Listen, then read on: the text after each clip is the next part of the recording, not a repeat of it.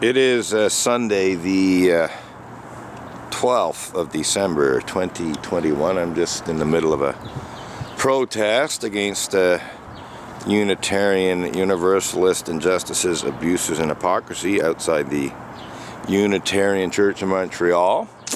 It is the last day of Chalica, which is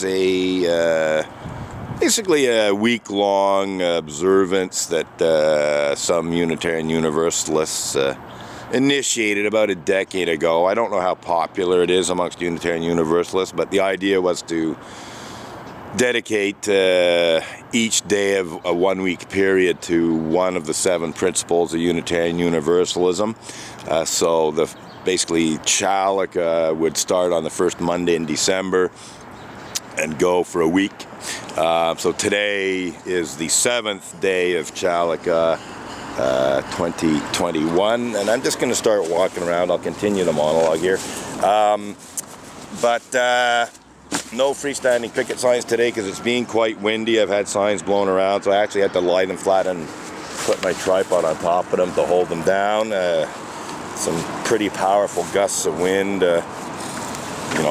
blew even my knocked over my tripod and blew the whole bag of signs around and so on. So not a good day for freestanding picket signs, which is fine by me. We got the picket sign in each hand. In the beginning of my protest, well, maybe not the very beginning, but from very, very early in my protest, I had one picket sign in each hand because there's a lot of issues to deal with. That's why I have the freestanding picket signs too, because really there's quite a number of issues to deal with. But yeah, so today, as I said, the 7th day of Chalica, the 7th principle of Unitarian Universalism calls for respect for the interdependent web of all existence, something that I have found Unitarian Universalists to be pretty incapable of doing. There's all kinds of ways where they do not respect the interdependent web of all existence at all. And in doing so, they get caught up in a web of lies and deceit and hypocrisy, abuses and injustices and so on, because they don't respect the interdependence of the interdependent web of all existence. They have no idea how things are interlinked and interconnected, especially at the spiritual level. They tend to be agnostics and atheists, or even when they do believe in God, they tend to have fairly shallow beliefs about God. They haven't a clue, most of them, about things such as synchronicity and so on. So I don't think very many Unitarian Universalists believe that God can influence events, for example, but I've seen clear evidence of that. So that's that. There's another long-time member of the church who has actively involved herself in erasing my chalk slogans, for example. She and other Montreal Unitarians have erased chalk protest slogans with the hose, amongst other ways of trying to hide the truth. Did I forget to mention that the 4th principle of Unitarian Universalism affirms and promotes a free and responsible search for truth and meaning? How can people search for the truth and meaning of my chalk slogans if they're made invisible by erasing them? Just one of the ways Unitarian Universalists make a total mockery of their claimed principles and purposes. And of course, the chalk slogans are seeking justice for victims of clergy abuse and so on, exposing and denouncing the cover-up and denial of clergy abuse and so on. So all of the chalk slogans are dealing with justice issues. And the 2nd principle of Unitarian Universalism calls upon Unitarian Universalists to affirm and promote justice, equity, and compassion in human relations. So, again, when they erase my chalk slogans, and that's just one of the many ways where they try to hide the truth. They're essentially violating their second and fourth principles, and probably a few others. The sixth principle, which, again, it sort of reiterates, working for justice and peace in the world. Well, they're not working for justice and peace in the world when they erase my chalk slogans, or threaten me with criminal charges, or even bring trumped up criminal charges against me to try and suppress this protest and so on.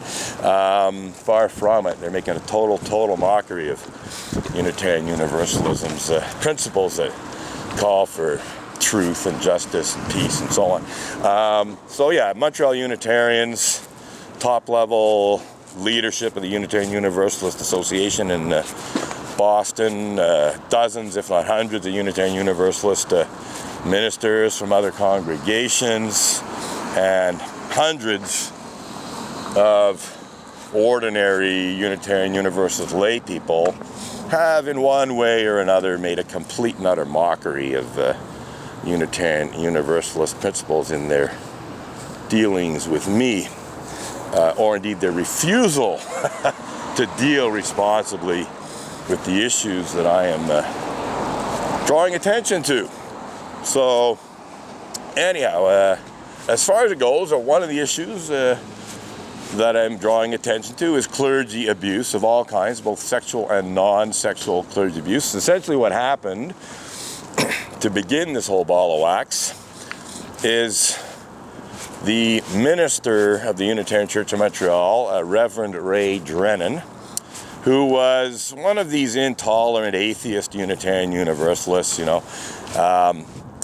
he basically insulted me, slandered me in a meeting I had with him. And of course it's not a slander, if it's just in private, it's still verbal abuse and insults and so on, but it's not slander because it's not getting spread around. But it was very obvious from what he was saying that it was being spread around. So he and other Unitarians labeled an interreligious event that I'd organized as a cult. So they were basically trying to, denigrate this interreligious event, which actually had been very successfully celebrated. One of the most successful interreligious events ever held at the Unitarian Church of Montreal, before Drennan became the minister. They're using the C word, shall we say, to try to pretend that it's dangerous and so on. Drennan also labeled me, well, he didn't label me psychotic per se. I was explaining a very profound religious experience that I had in 1992 to him. I was trying to get him to understand, where I was coming from and what I was talking about and so on. And he cut in as I'm trying to explain this to him, and he says, "You mean your psychotic experience?" And then he followed up with saying, "You need to seek professional help." So, he essentially wrote off this religious experience, and I stand by my use of the term religious experience or mystical experience as nothing more than a psychotic experience, and that I needed psychiatric treatment to deal with it. We could quibble about to what extent psychotic experiences are religious experiences and vice versa.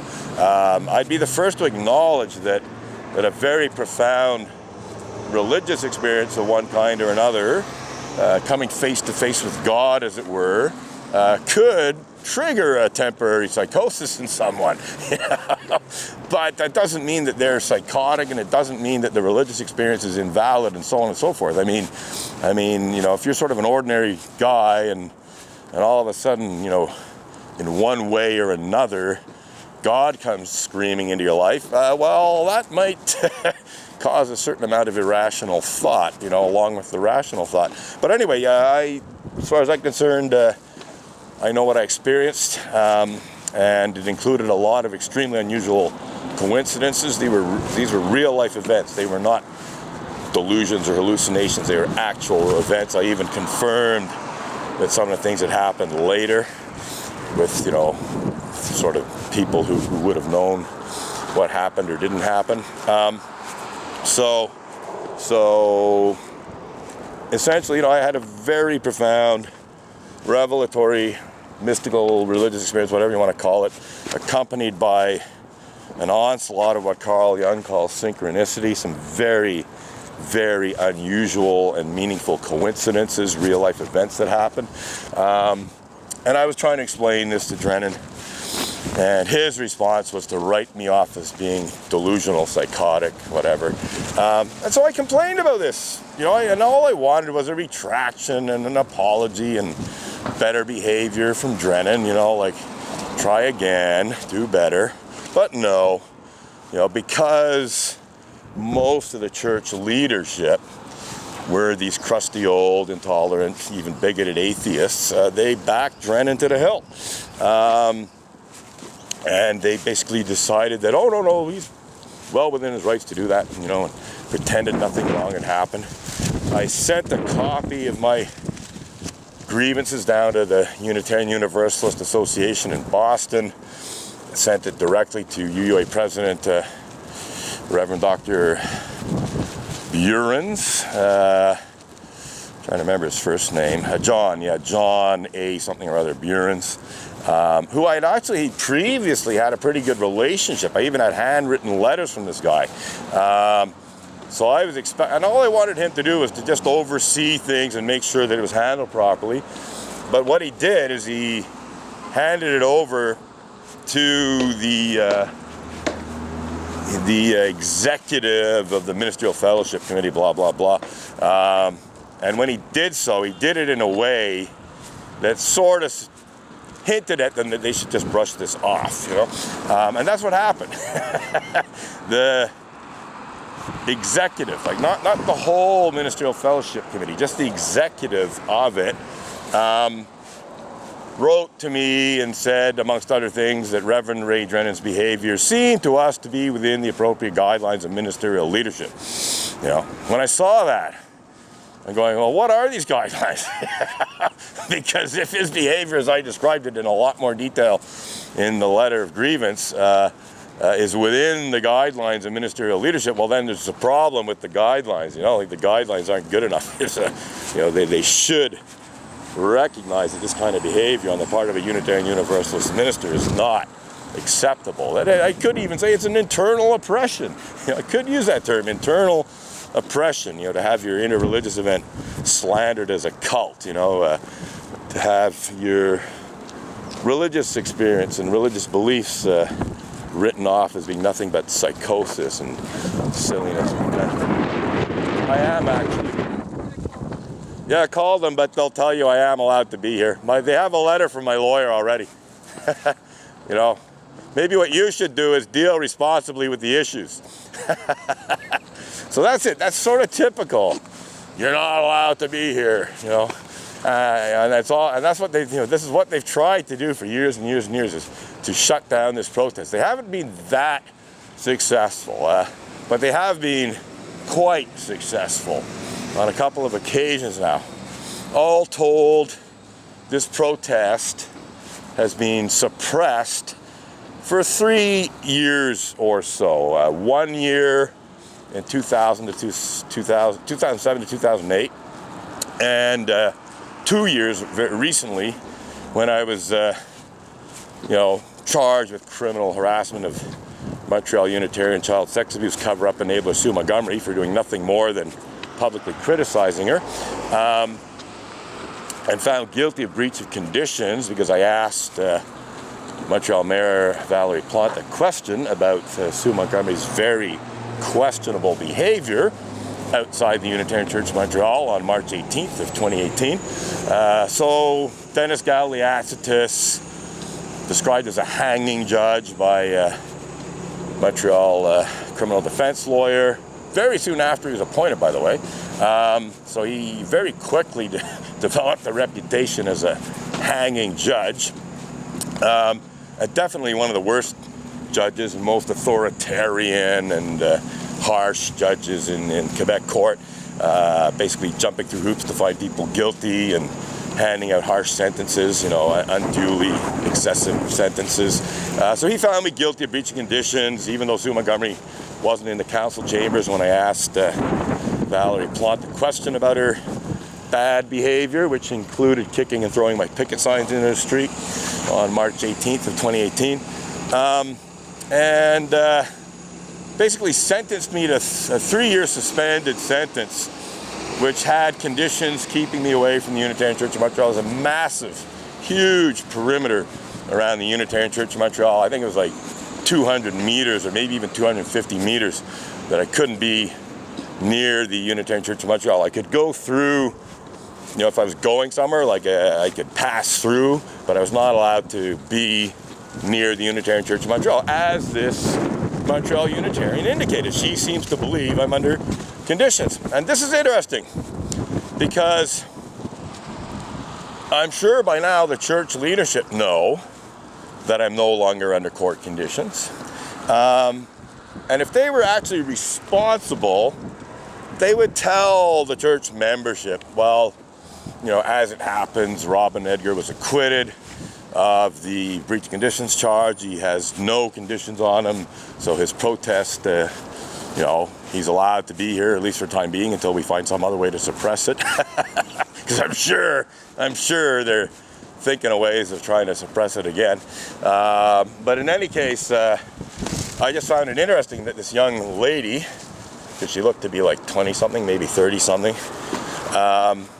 is under the impression that I'm not allowed to be here.